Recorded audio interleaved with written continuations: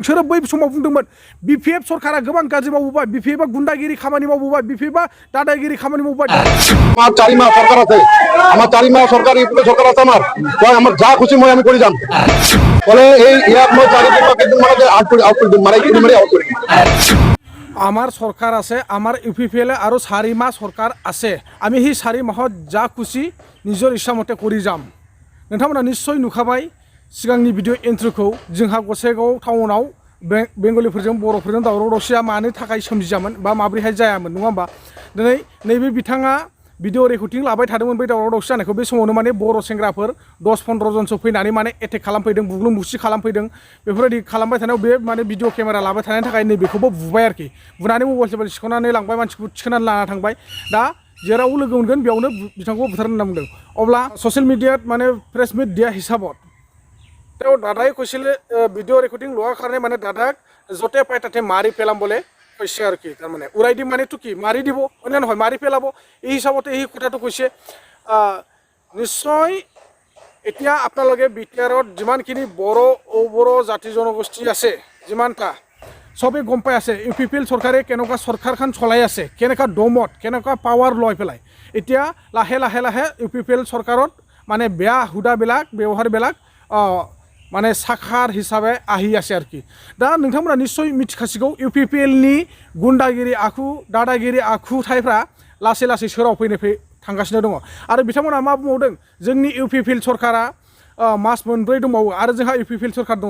बे समावनो जोङो जा गोसो बेखौनो मावलांगोन होनना बुंदों दा अब्ला नोंथांमोन आं देरि खालामा नोंथांमोना भिडिअ एन्ट्रिखौ नायना लाग्रो बिनि उनाव आं नोंथांमोनजों सावरायगासिनो दङ আজি 12টা 12:30 মান হ'ব হ্যাঁ ইয়াত 4 দোকান আছে আমার মিউনিসিপালিটি বড় ওচৰত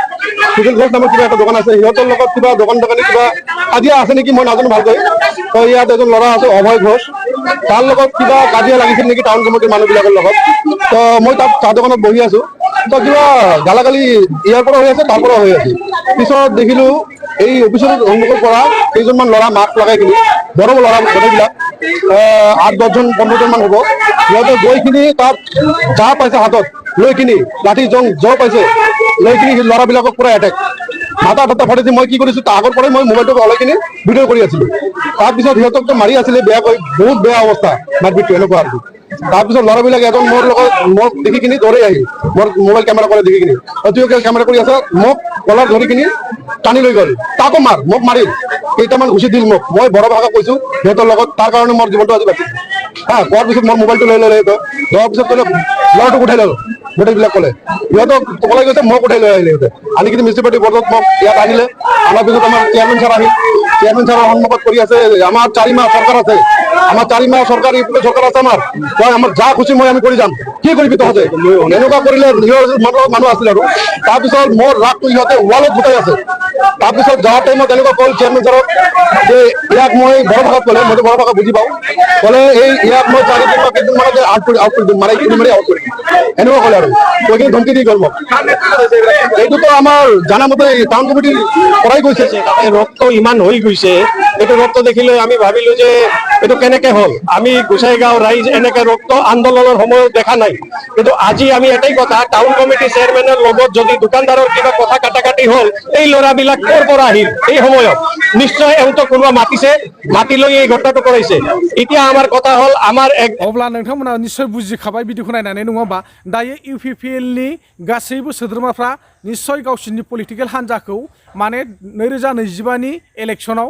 उन्दुनांसिगोन होननानै बा जेनसिगोन होननानै मिथिनानै दंखाजोबो आरोखि बेखायनो माने बे इलेक्शन फैयैनि सिगां जेनैनि सिगांनो गावसोर पावाराव थानाय समावनो जा गोसो जादों बेखौ मावनानै गालांजोबखानो सानबाय आरो बिथांमोना माने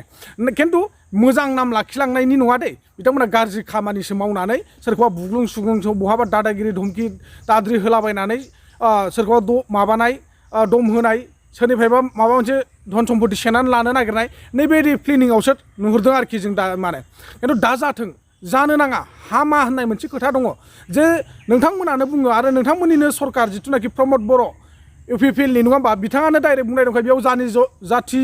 जनगोष्ठीनि जेबो खोथा फैया जोङो बयबो समानै अनलायनानै थानांगोन बयहाबो समानै मोन्थाय दङ बयहाबो समान भाबै राइट्स दङ होननाय खोथा दंखायो अब्ला दिनैनि दिनाव नोंथांमोना मा बुंनो सानदों एबा मा फोरमायनो सानदों जे प्रमद बर'नि माखासे गिदिर गिदिर खोथा होनायफोरखौ दिफिन बर' एबसुनि आफादगिरि सारमोन खोथा होनायफोरखौ नोंथांमोना फैमाल खालामना होनो नागिरदों नङा होमबा दा नोंथांमोन बायदि सानैसो गाज्रि सुबुंनि थाखायनो दिनै पलिटिकेल हान्जा बबेबा मोनसे आफादफ्रा बरनाम थांगासिनो दङ दिनै नोंथांमोना मानो बेफोरबायदि बुथारगोन मागोन होननाय दाद्रि धमखिखौ मानो होबोनांगौ आरो बिथाङा बुंदों माने बर' भाषा रायलायनायनि दारैसो दिनै आंनि जिउआ बासिनानै दं बा आं दिनै थांनानै दङ होनना बुंदों अब्ला बाथ्राया बेसेबांसिम सैथोमार नंमारगौ नामा नोंथांमोना बर' राव बुंनो हानायखायसो बिथांखौ हगारमारबाय नामा हा दिनै बिथांमोना हानि थाखाय बा दखान जायगानि थाखाय दावराव दावसि जादोंमोन बेवहाय जानायाव नोंथांमोना दे थांनानै दावराव दावसिया जाहैबायानो खालामहैबायानो बुग्लुं बुसिखौनो खालामो नाथाय UPPL हान्जानि बा मोनसे पलिटिकेलनि पार्टिनि नामखौ मानो लानांगौ नोंथांमोना पलिटिकेल हान्जानि मुंखौ मानो सोसननांगौ गेजेराव दिनै नोंथांमोनहानो बर'नि पलिटिकेलखौ गाज्रि खालामना होनाय नङा होमबा दिनै प्रमद बर' सारनि दैदेननाय पलिटिकेल हान्जाया बा UPPL सरकारा मथा मथि UPPL पार्टिखौ नोंथांमोना गाज्रि खालामना होनाय जाबाय नोंथांमोनानो गाज्रि मुं दोननाय जाबाय दिनै गुबुन जाथिफ्रा मिथिजोब्बाय अल माने जेरावबो संसार नाङैनो जेरावबो मिथिजोब्बाय जे बिटिआरआव थानाय जिथुनाखि बर'फोरनि पलिटिकेल हान्जानि मानसिफ्रा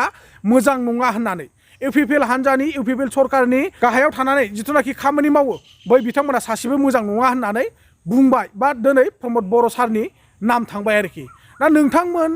बेखायनो एसे बुजिनो नाजा बा बुजिनो सोलों नोंथांमोन बायदि सानैसो गाज्रि सुबुंनि थाखायनो दिनै बर' समाजा मा जानो थांगासिनो दङ गुबुन हारिफ्राय नोंसोरो बै समाव बुंदोंमोन BPF सरकारा गोबां गाज्रि मावबोबाय BPF गुन्दागिरि खामानि मावबोबाय BPF दादागिरि खामानि मावबोबाय दा दिनैनि दिनाव BPFनि राज सोलिला बेयाव होननानै दिनै UPPLनि राज सोलिदोंब्ला UPPLआ मोजां राज सलायलांबानो जायोना मानि खारनाव नोंथांमोना दिनै दादागिरि गुन्दा आखुनि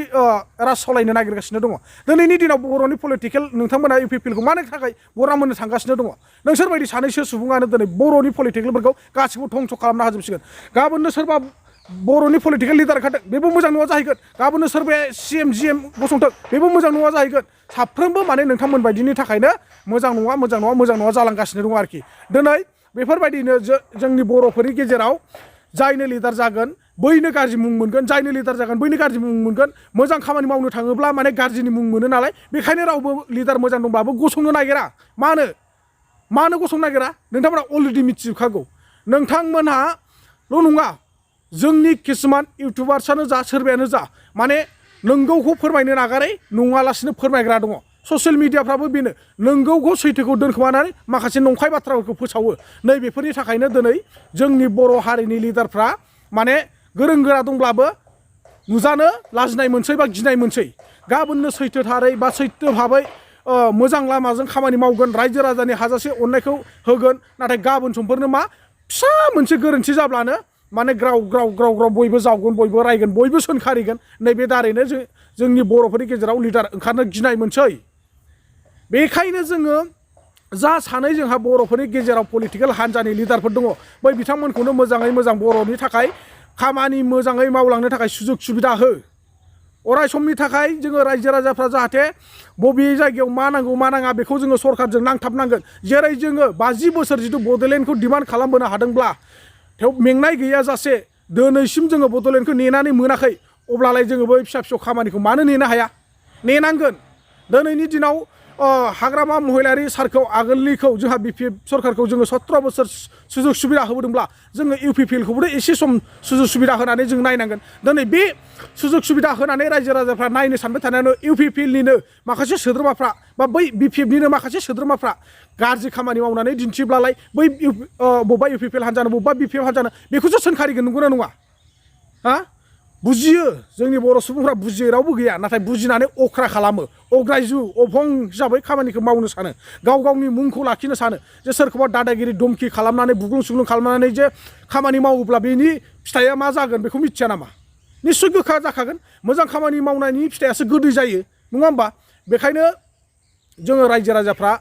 गासिबो बुजिलायनो सोलों आरो बै जिथुनाखि बबेबा मोनसे पलिटिकेल हान्जायाव थानानै पकेटाव 500 थाखा मोनबानो आखायाव 500 थाखा गारना होबानो गरम जाग्रा नोंथांमोनहाबो जिखुनु पलिटिकेलनि हान्जानि मानसिफोर दै बबेबा मोनसे पलिटिकेलखौ आं थोंजोङै थांखिनानै बुङाखै जिखुनु पलिटिकेल हान्जानि जोंहा सुबुंफोर आखायाव 500 थाखा गारना होबानो गरम जालाबायग्रा सोरखौबा बुनो थिनबानो बुलाबायग्रा एसे हुसियार साननानै नाय मालाय लिडारफ्रा जायफ्रा लाख लाख थाखा खामायग्रा बिथांमोना थाखाजोंनो मावहोगासिनो दं खामानिखौ नाथाय जों नों आंहा जाय एक्सनाव थांगोन ना बै बिथांमोनासो फासिहैगोन बा गाब्र'हैगोन बेखौलाय गोसोआव लाखा स' आं बारा गोलावखौ बुंनो सानासै बेखिनियाव आं भिडिअखौ फोजोब्बाय मोजां मोनदोंब्ला भिडिअखौ लाइक शेयार कमेन्ट खालाम आरो कमेन्ट सेक्सनाव सोर मा सानदों निस्सय फोरमायहरनो दाबाव